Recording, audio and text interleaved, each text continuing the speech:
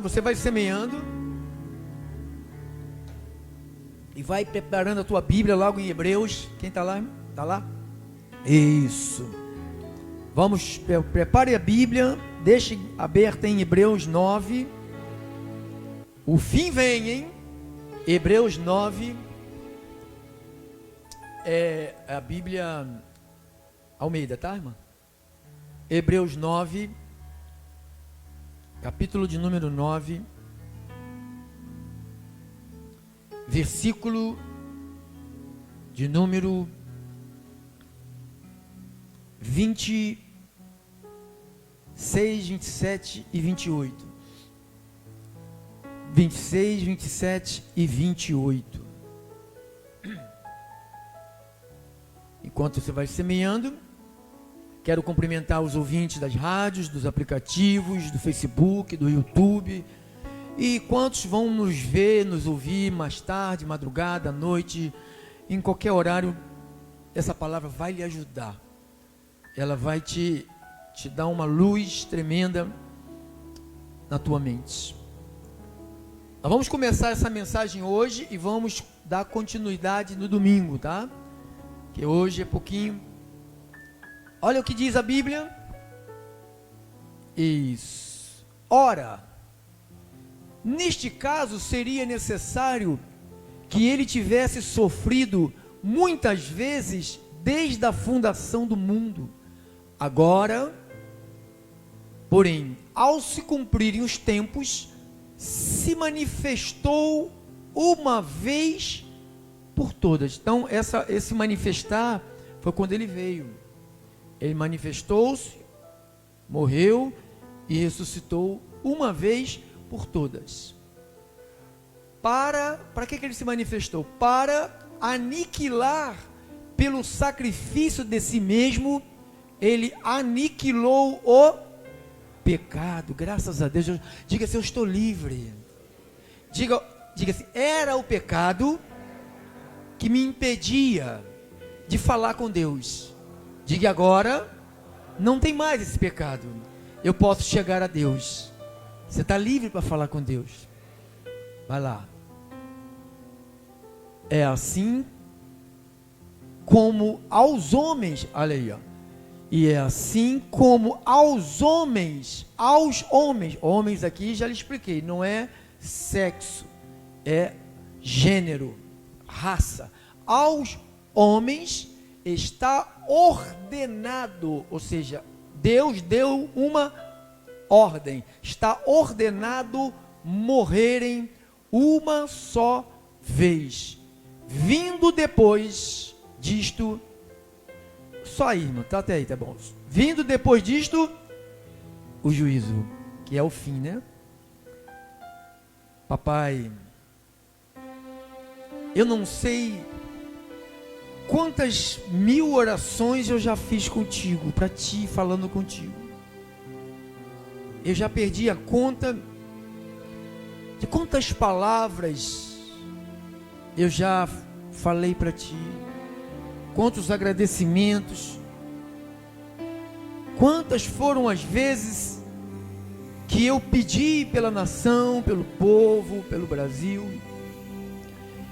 E eu estou aqui mais uma vez, clamando a ti, pelos ouvintes, por aqueles que não conhecem plenamente a verdade, que esta luz do Evangelho penetre a mente, a alma e o coração dos teus filhos e os transforme a mente. Transformando a mente, o Senhor muda a natureza do homem. Eu oro, sim, Deus, que a única força que consegue transformar a mente é duas forças unidas: é o Espírito Santo e o conhecimento da palavra. Eu oro para que o Espírito esteja sobre cada um das tuas ovelhas e a verdade penetre a mente de todos. Eu oro em nome de Cristo Jesus, e os eleitos de Jesus digam todos amém. Aplaudam ao Rei da glória, ao Senhor dos senhores, ao Rei. Glórias a Deus. Você que está aí na gravação, está me ouvindo lá, né? Veja o gráfico se está bom. Veja o gráfico se está bom, se está muito alto, se está baixo, por favor. O tema de hoje é: o fim vem. Que fim vem? Eu coloquei um folheto no meu Facebook, coloquei no Facebook da igreja, coloquei no meu WhatsApp, coloquei no meu status. Não sei quem viu esse folhetinho aqui. E nesse folheto tem aqui 1, 2, 3, 4, 5, 6. Uma fotografia de uma criança, um bebê, né? E em cima está escrito: sou jovem demais para pensar em Deus. Aí no outro folhetinho aqui, são os períodos da vida, né? Aí no outro tem um camarada lá no computador, digitando e tal. E está escrito assim: ocupado demais para pensar em Deus. Então o outro é jovem demais, o outro é ocupado demais. E tem um outro aqui que está num carro, passeando, né? Uma Mercedes conversível, né? Sem capô, né? O capô vai e vem. E está escrito o seguinte: autossuficiente demais para pensar em Deus. Está aqui: autossuficiente demais daquela pessoa que tem um emprego, tem uma estabilidade, se aposentou, tem a sua renda fixa, uma boa renda, e diz: Deus, para quê? Não estou precisando dele. Deixa ele lá e deixa eu aqui na minha, curtindo meus passeios, sabe, minhas atividades. E tem outra imagem aqui de um monte de jovem, né, dançando, né, numa discoteca com luzes. E aqui está escrito: feliz demais para pensar em Deus, né? A pessoa, quando está feliz demais, ela dificilmente pensa em Deus. Só se pensa em Deus quando aparece um tumor, quando um filho está na droga, e o marido está cachaça pura, né? A mulher está doida, né? Aí rapidinho a pessoa pensa em Deus. Mas quando está numa festa, baile, só passeio, né? É difícil pensar em Deus. Então, jovem demais, ocupado demais, está com a vida estabilizada, tá bom, dançando, passeando, pescando, velejando, dá tempo não. Aí, depois de fazer tudo isso, tem uma outra fotografia que o cara está numa rede, né, dormindo. Estou muito cansado, sabe, trabalhei muito, agora vou dormir. Então são os períodos, né, que esse folheto ilustrou muito bem, eu achei muito interessante. Mas tem a sexta imagem, ela mostra um caixão, né? Mostra um cemitério. E está escrito em cima: tarde demais para pensar em Deus. A gente não pode esquecer, versículo 20, aí mesmo: assim como aos homens está ordenado morrerem uma só vez, depois disto vem o juízo. Então nós não acreditamos em reencarnação. Quem acredita aqui em reencarnação aqui? Quem acredita que o espírito vai se aperfeiçoando, sabe? Ele vai, depois ele volta numa outra criança que vai nascer, depois ele morre, aí depois volta. Tem gente que acredita até que o espírito entra, pessoa na outra vai ser cachorro, na outra foi gato. Quem já ouviu isso? Falou: na outra geração eu fui gambá, eu fui lobo. Então as pessoas têm essas maluquices, né? Mas a minha Bíblia e a tua Bíblia, a Bíblia que existe, que é a palavra de Deus, diz que o homem fechou os olhos, não tem outra volta para tentar melhorar, tentar mudar. E aqui no folheto está escrito o seguinte: acreditamos que Cabral descobriu o Brasil. Quem acredita nisso? Só a irmã? Quem acredita que o Cabral descobriu o Brasil? Não foi Cabral que descobriu o Brasil, não? Foi ou não foi? Então por que você não levanta a mão, irmão? Que você não acredita, não? Está cansado? Hã? Então, acreditamos que Cabral descobriu o Brasil, porque a história conta. Eu só estou perguntando, alguém que tá, a mão está pesada, né? Vou perguntar de novo para aliviar. Quem acredita que o Brasil foi descoberto por Cabral? Faça assim para me ajudar, irmão. Isso, tem gente que não acredita, então depois você me diz quem é que descobriu, valeu? Então, acreditamos que Cabral descobriu o Brasil, porque a história conta isto, certo? Quem foi para a escola sabe que a escola conta isso. Acreditamos na história das múmias do Egito. Quem já ouviu falar das múmias do Egito? Por quê? A arqueologia conta isto. Conta ou não conta? Conta. Mas duvidamos ou nem acreditamos mais no retorno de Jesus Cristo à Terra. Tem muitas pessoas que vão para as igrejas, que congregam, que elas não acreditam nisto, irmão, que Jesus vai voltar e a gente vai estar diante dele. Depois disto, vamos esperar o quê? O juízo.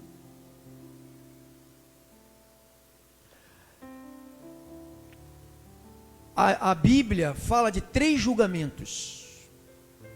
Porém, o primeiro julgamento da humanidade foi quando Deus ficou tão irado com a humanidade. Nós estamos fazendo uma introdução para domingo que vem nós falarmos mais sobre isso. Deus ficou tão indignado com a humanidade do tempo de Noé, que Deus decretou o seu primeiro julgamento sobre a humanidade. O que ele fez com a humanidade? Segundo diz a Bíblia, o que ele fez? Acabou com toda a humanidade. Só deixou quantos? 8 pessoas. E Deus também fez um julgamento, o segundo julgamento, ele fez em cima de 2 cidades, chamada Sodoma e chamada Gomorra. Em Sodoma e Gomorra havia carnalidade, havia corrupção, era Sodoma por causa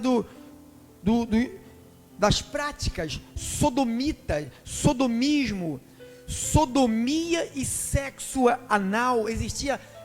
O que mais existia na cidade era sexo anal, reprovado por Deus.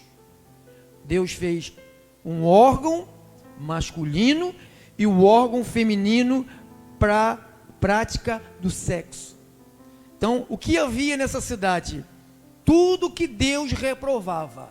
O sexo deveria ser homem e mulher, e nas partes certas. O que eles faziam? Faziam contrário ao que Deus assim determinou. E havia o que mais? Havia muito lesbianismo. Havia muito homossexualismo. Então havia muita coisa ruim. E Deus decretou. Deus deu o seu julgamento para aquela cidade. Ele falou: eu vou destruir essas cidades, Sodoma e Gomorra, uma do lado da outra. Então, era a casa da perdição, era a casa da luz vermelha. Você sabe, né? Então, Deus, ele deixou 3 decretos sobre a humanidade. E o terceiro decreto qual é, pastor? É o decreto que a humanidade, ela diz assim, ó. Vai aqui em Pedro, 2 de Pedro.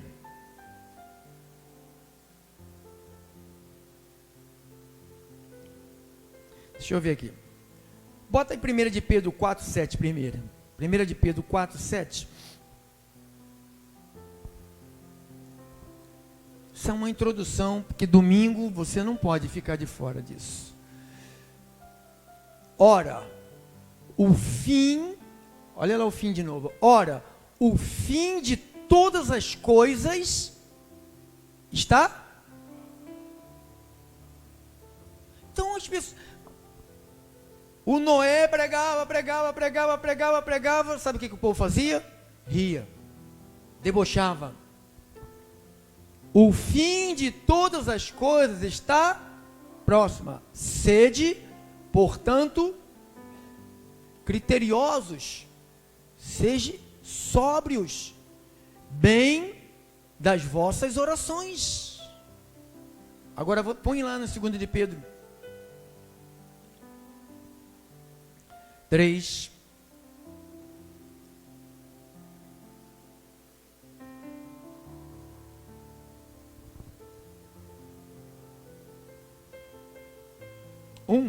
Vamos ler alguns versículos aqui.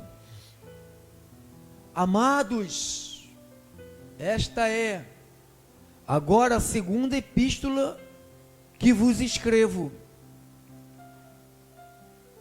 Em ambas, procuro despertar com lembrança. Olha o que ele está falando.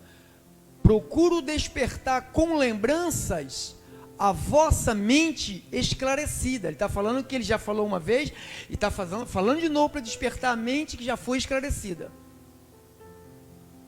Para que vos recordeis das palavras que anteriormente foram ditas pelos santos profetas, bem como do mandamento do Senhor e Salvador, ensinado pelos vossos apóstolos, tendo em conta, antes de tudo, que nos últimos dias virão escarnecedores com seus escárnios, andando segundo as próprias paixões.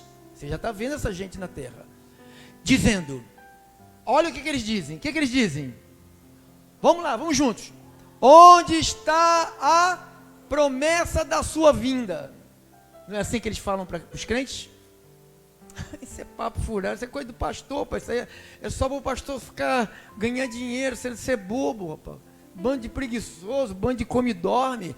E eles ficam do dízimo aí, dizendo que vai vir um tal de Cristo, e não vem nada. Sabe quem fala isso? Volta para trás. Quem é que falava isso aqui? Virão quem? Escarnecedores com seus. Quem fala isso são escarnecedores com seus escárnios. Andando segundo, porque eles andam como? Segundo as suas próprias paixões. Então quem anda segundo as suas próprias paixões, eles não querem deixar essa verdade penetrar a mente dele. Qual verdade? Que um dia eles vão prestar conta a Deus. Porque se eles querem andar segundo as suas próprias paixões, a melhor coisa para se andar segundo as suas próprias paixões é você saber que você não vai prestar conta a ninguém. Então você pode fazer o que você quiser. É de chamar de a casa da mãe Joana, né? Um dia, é a casa da mãe Joana, pode fazer o que quiser. Não pode, não. Então diz que são os escarnecedores com seus escárnios, que eles andam segundo as suas próprias paixões. O que eles dizem? Dizendo, onde está a promessa da sua vinda? Cadê Jesus? Já se passaram 2000 anos que se fala isso, que se fala aquilo, e nada. Olha aqui, ó. Porque desde que os pais dormiram, todas as coisas permanecem como desde o princípio da criação. É isso que ele diz. Não aconteceu nada, está do mesmo jeito. Não está do mesmo jeito. Deus destruiu a nação, o mundo inteiro, por causa do pecado, por causa da iniquidade, por causa da carnalidade, por causa da maldade. E Deus destruiu 2 cidades de sodomitas, de homens que praticavam sexo animalesco. Você sabe que quando os anjos foram entrar na cidade de Sodoma para tirar o Ló, não sei se você já leu a história, os homens sentavam na entrada da cidade, eles sentavam seminus, com suas genitálias para fora, e para entrar na cidade tinha que fazer sexo com eles. Então e o anjo foi para a casa de Ló, ficou lá dentro. Então os caras, a cidade, eu não vou dizer que é igual o Rio de Janeiro, que o Rio de Janeiro está quase isso. O Rio de Janeiro está quase isso. Está quase isso. Está quase isso. Você não tem um ambiente que você pode chegar, que você não encontra um pelado, uma pelada, você não encontra 2 homens se lambendo e 2 mulheres se lambendo. tudo é normal, tudo é normal. Todas as coisas permanecem do mesmo jeito, não tem nada de Jesus, volta nada. Vamos comer, beber, dormir, farrear, e vamos viver a nossa vida, e compra e vende, trabalha, e vai para farra, e xinga, e grita, e mente, que não vamos prestar conta a ninguém. A Bíblia diz, ao homem está ordenado morrer uma vez, depois vem o quê? Vai prestar conta, vai. Todas as coisas, olha o que eles diziam dos escarnecedores, tudo permanece no mesmo lugar desde o princípio, porque deliberadamente esqueceram que de longo tempo houve céus bem como a terra, a qual surgiu da água, através da água, pela palavra de Deus. Então ele está falando, olha o que Deus fez, não tinha nada, Deus fez isso, pelo qual veio a perecer o mundo daquele tempo afogado em água. Ele está lembrando o que aqui? Tempo de quem? De Noé. Se eles não acreditam que Jesus veio, porque o primeiro julgamento já aconteceu, Deus destruiu a humanidade, poupou 8 pessoas, que dentro daquelas 8 pessoas tinha um cara chamado Cão, que levantou-se lá, e dali veio Lula, Lula não,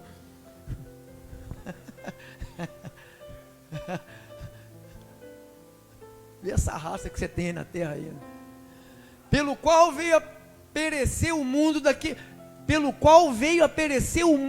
daquele tempo afogado em água. Aconteceu isso? Aonde está escrito isso? Na Bíblia. Aí eu acredito que Brasil foi descoberto por Pedro Álvares Cabral, porque eu não estava lá, não vi ele. Como é que ele veio naquele barquinho, vindo de lá de Portugal para chegar aqui no Brasil, naquele trocinho? Como, pô, numa canoazinha? A gente tem que acreditar nessa história, né? A gente tem que acreditar nessa história. E a gente acredita que existem as múmias. Agora, quando fala que Jesus vai vir, o fim vai vir, o fim virá, vai vir. Aqui teve um fim, um tempo aqui, ó. Aquela humanidade desse tempo aqui, ó, já era. Desapareceu aqui, ó. O mundo daquele tempo afogado em água.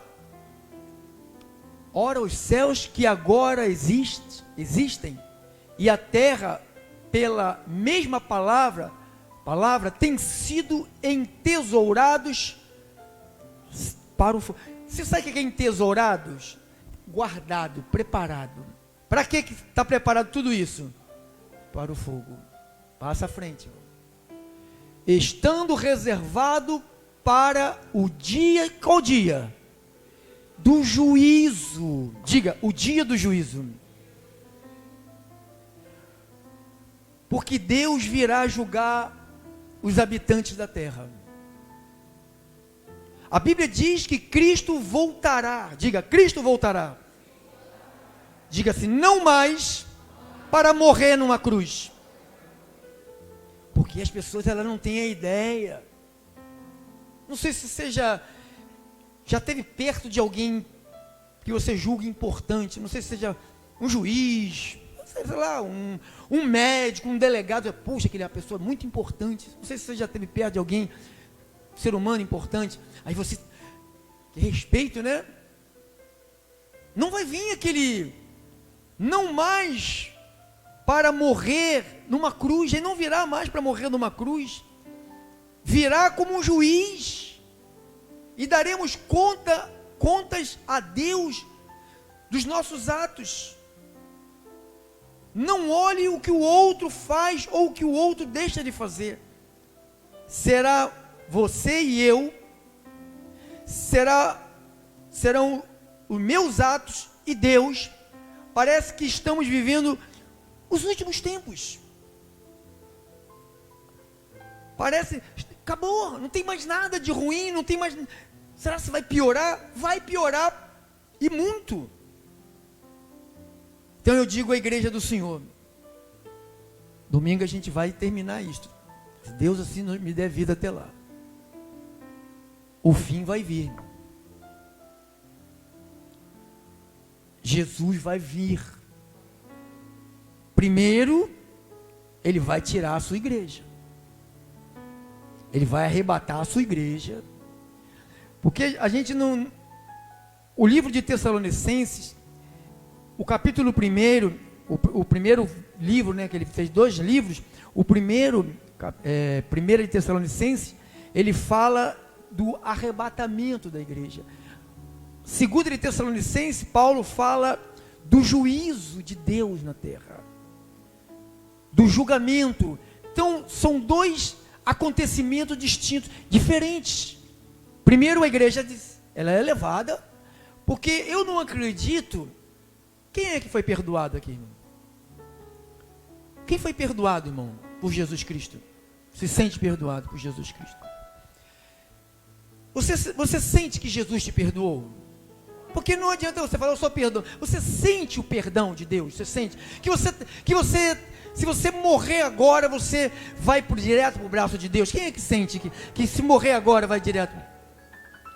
Então, se você foi perdoado, se morrer agora vai direto para o braço de Deus, por isso que não tem condenação para a igreja de Deus.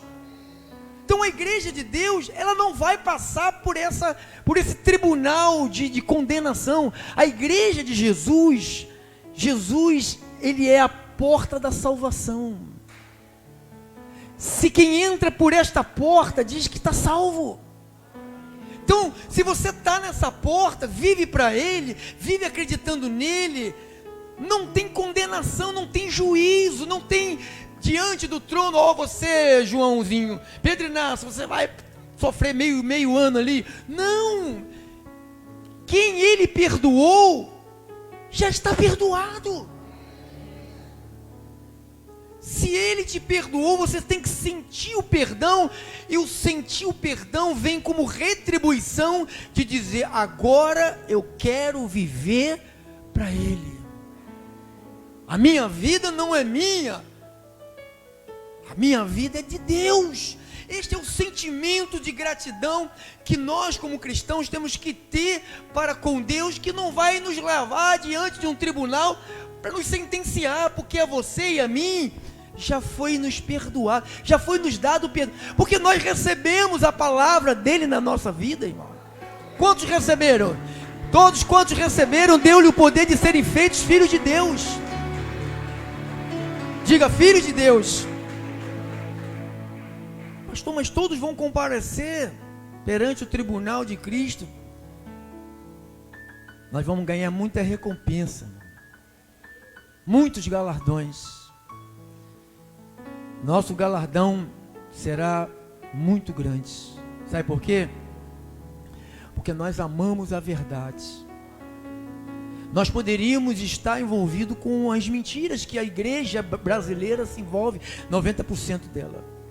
Nós poderíamos estar envolvidos com o sistema, com a troca, com dinheiro, com finanças, pensar na igreja só como algo lucrativo. Mas nós estamos pensando na igreja como um corpo sadio de Jesus, que tem por missão dizer, o fim vem. Diga, o fim vem. Assim diz o Senhor. Essa é a vontade de Deus. Vamos ficar de pé, por favor. Fica de pé. Vamos terminar nosso encontro.